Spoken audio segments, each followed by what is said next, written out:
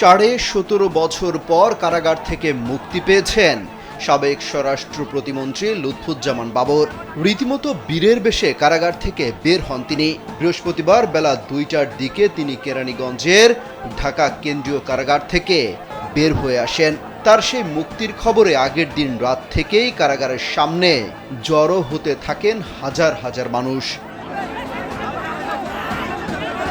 কারাগার থেকে বের হওয়ার পর তাকে ফুলের মালা দিয়ে বরণ করে নেওয়া হয়।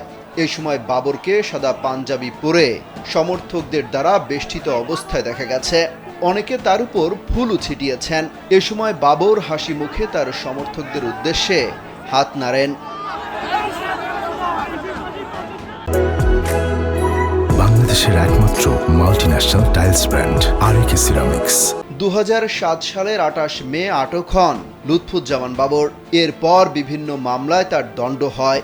এর মধ্যে 2টি মামলায় তার মৃত্যুদণ্ডাদেশ হয় এবং একটিতে যাবজ্জীবন কারাদণ্ড দেওয়া হয়। তবে গত বছরের 5 আগস্ট ছাত্র জনতার অভ্যুত্থানে আওয়ামী লীগ সরকারের পতন হওয়ার পর এসব মামলার আপিল শুনানি শেষে একে একে খালাস পান বাবর।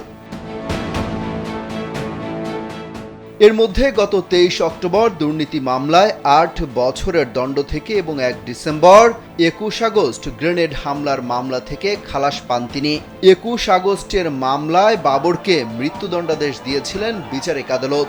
সবশেষ গেল মঙ্গলবার চট্টগ্রামে আলোচিত 10 ট্রাক অস্ত্র চোরাচালানের ঘটনায় অস্ত্র আইনে করা পৃথক মামলায় যাবজ্জীবন কারাদণ্ডের দায় থেকে খালাস পান বাবর। অবশেষে কারাগার থেকে মুক্ত হলেন তিনি। হাসিনা সরকার ক্ষমতায় থাকলে যেখানে নিশ্চিত ফাঁসির মঞ্চে উঠতে হতো, সেখানে তিনি ফিরলেন বীরের বেশে।